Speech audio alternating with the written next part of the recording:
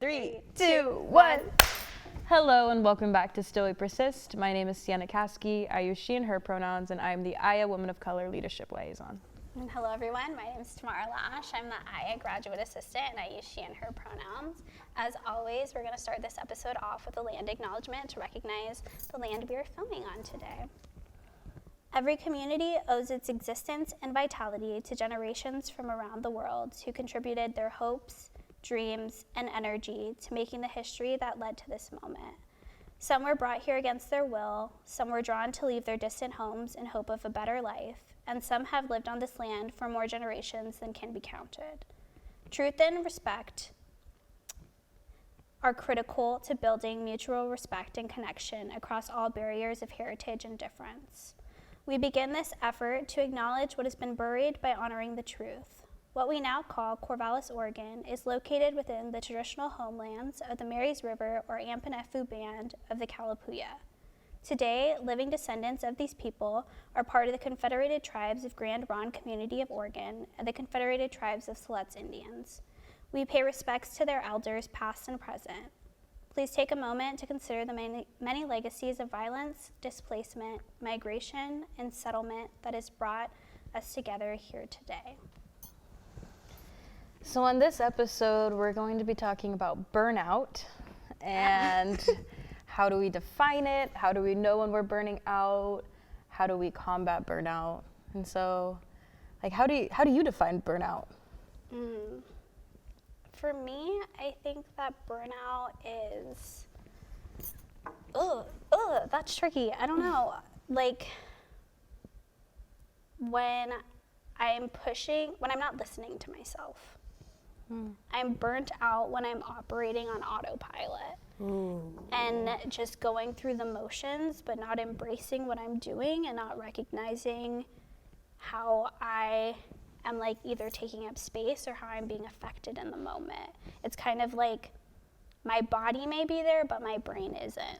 Yeah.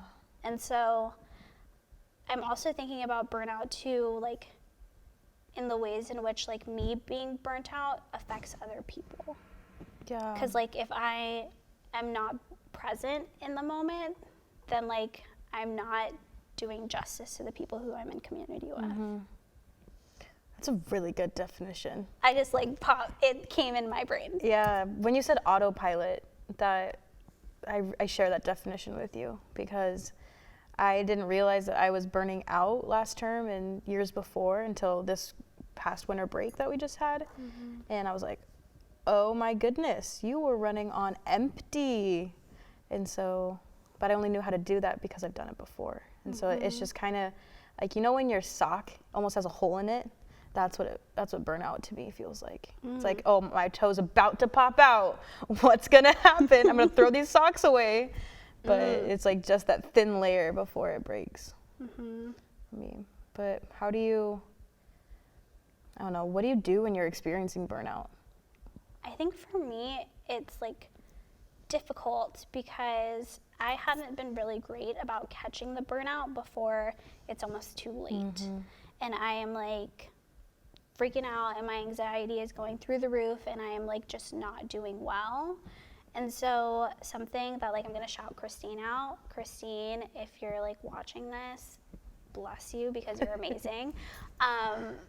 Christine brought this exercise to my cohort around naming what is happening when you're burning out.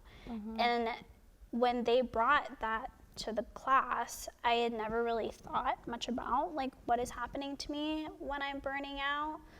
Before I get to the point of having anxiety attacks over someone telling me I cut a piece of paper wrong, what is going on leading up to that and how do I stop that? And so for me, the first step before even doing something about the burnout is recognizing that I'm actually burning out. And that comes with my sleep patterns, not being great. And so I already have problems going to sleep. I usually stay up really, really late and then get up early because my body just doesn't want to rest for some weird reason. And so when that's even more off than it normally is, I'm oh shit, something's going on. Or I said, I know I'm not being present with the people who are around me.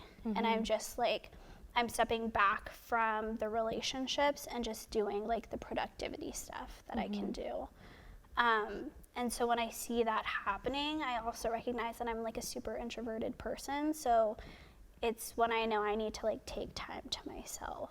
And that for me, like, it feels icky sometimes because when I'm not like working up here, I'm working like down in Portland or up in whatever. Yeah. And then on the weekends or like time where I'm not doing like work for me in a professional or like academic sense, I feel like I need to be spending that with my family or my partner. And then it's like, okay, so where's the time for me?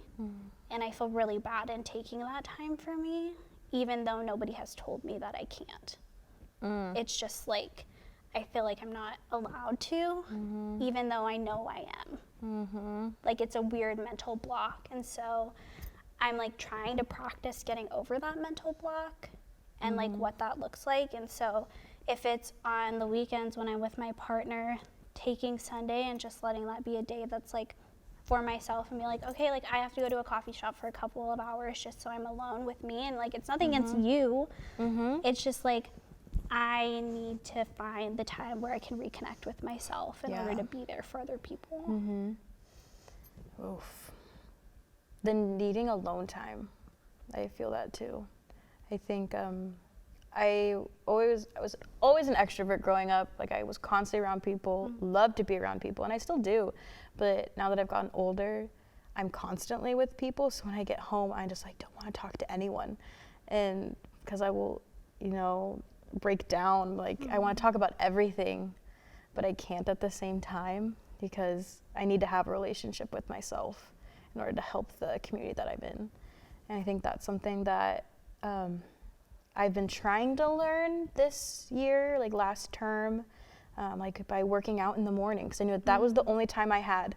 And I knew that if that was Sienna's only alone time for the day, then like I have to take it, because I feel like there's not enough time in the day. But that also says something about our society, which I thought about when you were talking about the needing alone time. Is our society is very go, go, go. And like, we don't value people taking like time off of certain projects or work. And so for me, it's like, I think avoiding burnout is a cultural shift. Yeah. It's something that everyone has to acknowledge and give grace to people. And sometimes certain people have to work a lot harder than others, which causes more burnout. And I see it a lot in DCE, Diversity and Cultural Engagement, which is the department that we work under, with a lot of students that are either first gen, they're BIPOC, like this is their first time doing 6 different projects. That's not normal. No. It's not normal to be doing 7 different things every single day. And it's because people ask us to do them. And of course, we're going to take every opportunity we have because we've never been given these opportunities before. And so it's hard because sometimes I don't know the line between how am I helping my future and how am I making myself successful, or am I hurting myself in the long run by taking all of these different opportunities that come my way. Yeah. And burnout is very personal. It's like, it doesn't have it does have everything to do with what you're involved in, but it's very personal in how you interact with the world. So many things came up for me when you were talking around, like, I first think about like our society and then like communities of color and this, like, the idea of like an individualistic society and like collectivist societies, and what burnout looks like in those spaces is like a question that comes up for me around, like, if we are tasked to do everything like on our own, like go, like do this on our own, like we feel like we have to pick up this burden on our own, then we also feel like we can't lean on people when we need it. And so like, is there a difference? I don't know. Like, what does that difference look like in collectivist societies? And then also, like, on the other end, there's this idea, and I think about, like, at least in my household, how I was raised, of like family being really important and like embracing a collective like idea and mode of living, and how that also in some ways burdens me, of like feeling like I need to be with my family 24/7 when I'm not doing whatever, or feeling like I need to be with my partner 24/7 when I'm not doing like that also is a form of like work and labor. And so how is it different, but like the outcomes are still the same, that I feel like people may not want to face. Because like we don't want to say that hanging out with our family is work. Like I think about coming back from break and how for some people like break is pretty tough because like it's work to be like on for your family in the ways that you need to be on for them.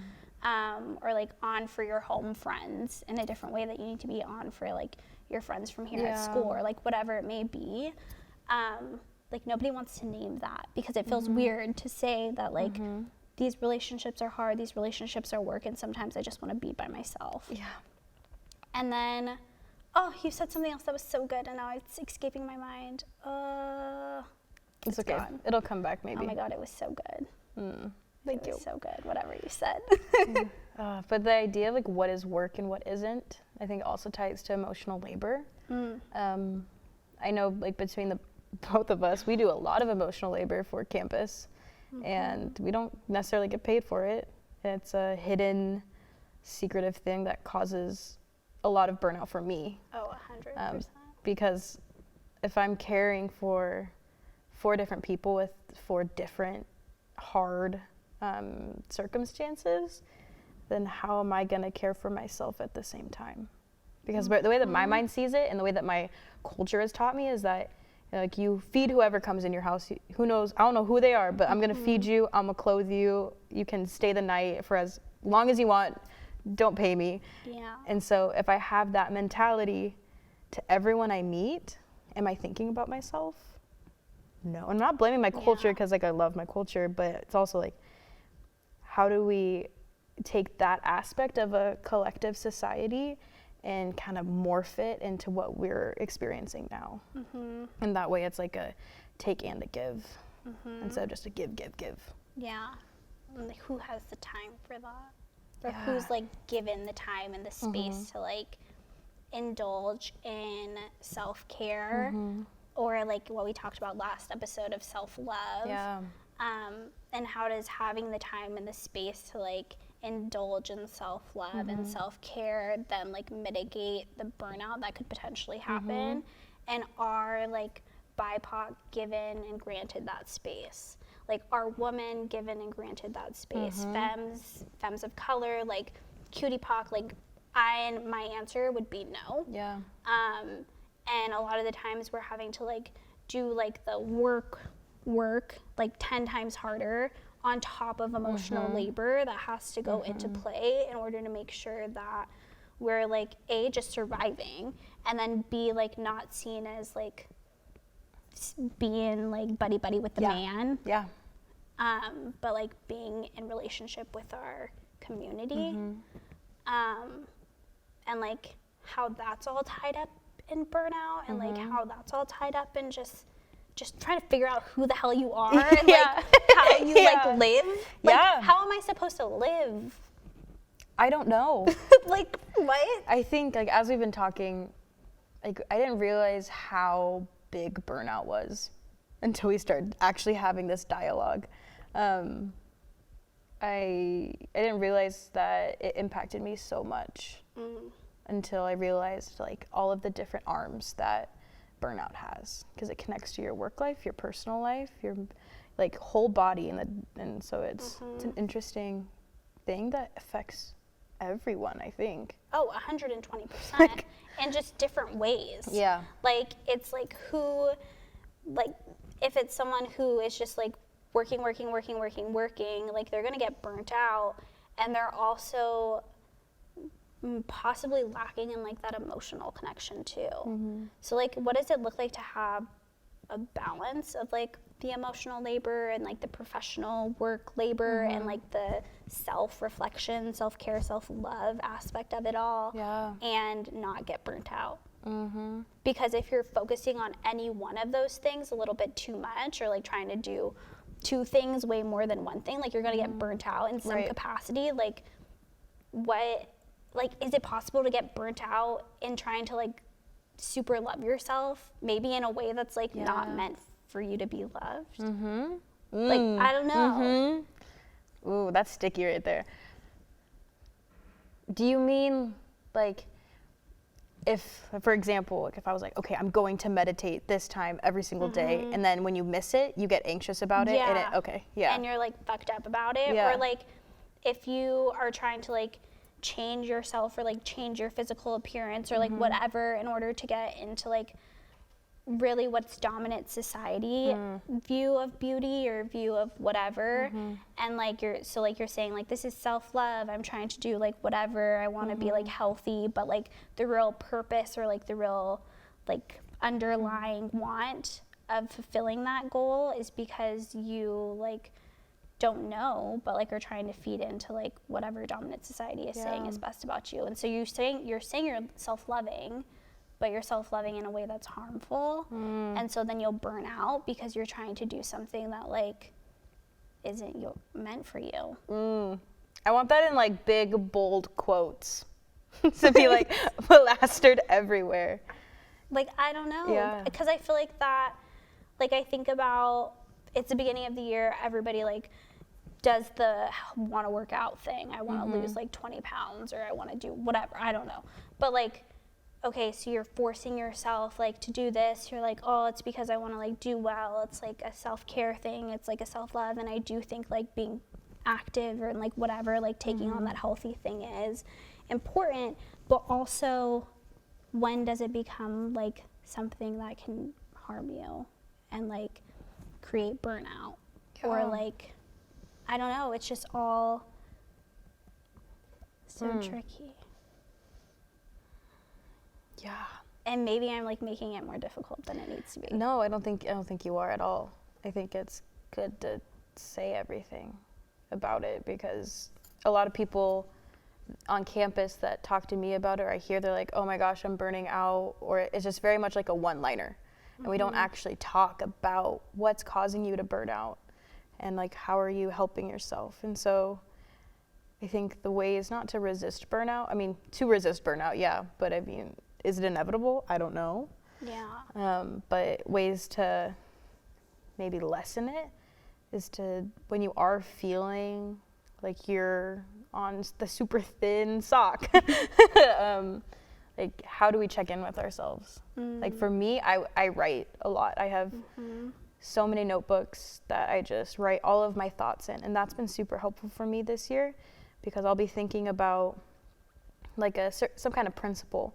I'll just write everything I write, like I wanted to write, and that helps me because I'm checking in with myself and I'm having a conversation with my mind.